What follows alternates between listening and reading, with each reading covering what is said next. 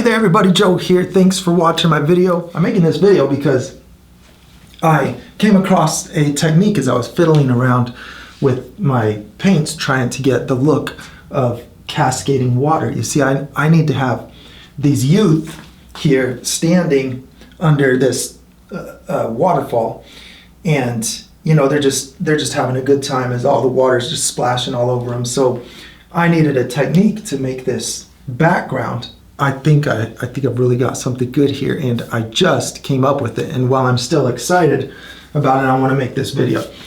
I'm using yellow, maroon, and you know, any reddish maroon color. You'll see that it doesn't matter the exact shade of these colors, and black and white. So I've just got these little containers here, and so the first thing I do is lay out my light and shadow on my back wall that I want the water to be running down. First thing I'll do is put a whole bunch of my red and yellow on. Doesn't really matter where, except that I want to use the yellow as my high spots that are sticking out and catching the light, and the red as the low spots. But you know, I don't know where those are. I'm just letting the paint decide, really.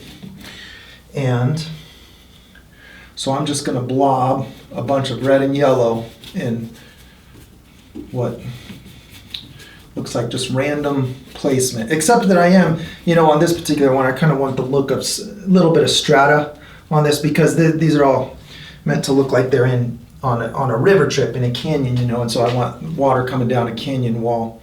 So I'm going to put black where the red is. In the middle of my red areas, notice how I'm not touching the yellower spots, because I don't want my rocks to look green, and the black will immediately turn that yellow green. Watch this.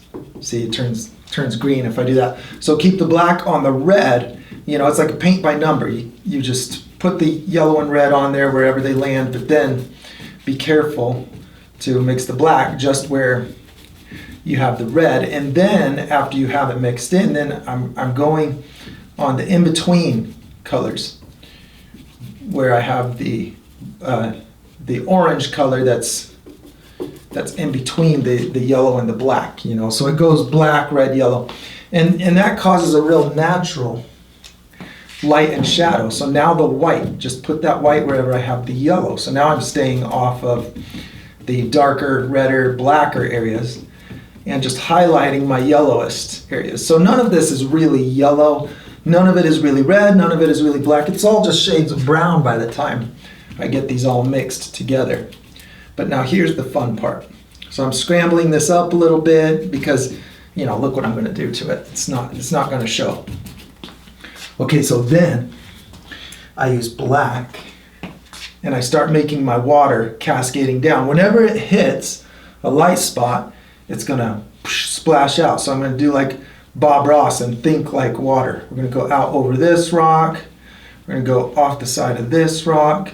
See, so you need to have something that looks somewhat like rocks in place so that you can have fun imagining where that water might be running to or from. All right, now white. While that's still wet, I want to hit it with white, and it's going to cause this gray, and that's really what makes it stand apart from all of these brown colors in here, is that it's much more grayish, bluish is what it looks like when it's against all of this orange color. I don't like the way that looks. Okay, go out and over these rocks, and then, you know, where I really want it to look like it's kind of hitting rocks and cascading over it, then I can use pure white to put a brighter highlight right where it's kind of arching out over a ledge. Just if it looks like it would be doing that, you know, you just use your judgment on each spot, and you can kind of run with whatever you've got established. You know, who knows what comes out when you just throw the paint on there. So I'll put a few strokes right across my light and shadow so that it's really obscured, and it pulls some of that gray So this interesting thing happens when you use that white over the black. When you do it in these stages, each brush stroke has these light beads of paint. See, the white beads up on the edge of the stroke, and that simulates a natural effect that water has, where the edges of that bar of water coming down, the edges of it. If you look at an icicle, you can see this effect where the light bounces off of the air as it goes through the icicle, through the water. It hits the air, just like air bubble underwater. I'm getting too deep. I gotta stop. It bounces off the inner wall of the water. You get these bright edges. That's why you have the bright edges. And so this causes that effect in a real rough, quick way. I'll just use this technique to lay it out. I just put water on my brush. You can't see what's down here on my table, but I just put water on my brush, and then I went to some white while it's still real wet, because that kind of smears the paint out real thin, and maybe using lots of water is good when you're painting water. Who knows? So I'm still in the experimental phase. And this is the first time I've done a scene like this with water cascading down a wall, but I just thought that was a real quick, satisfying result just by combining those colors. So here I'll kind of make the look of a ridge, just by putting white. Maybe the water is hitting a ridge, and so it's pointing upward and catching more light right there. Anywhere I put it's like painting hair, when you paint hair, like you see, same thing with hair. Anywhere that I can go along the direction of the hair. Watch, this is just to demonstrate, the water is like hair.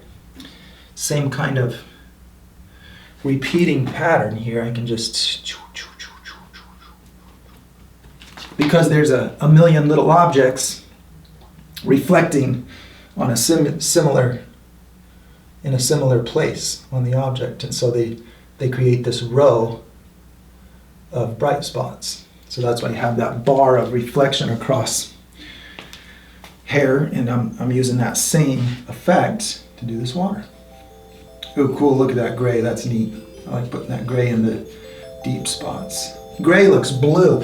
When you need just a subtle blue highlight in a picture that has a lot of orange, because it's a real nice natural contrast, you can just use black and white.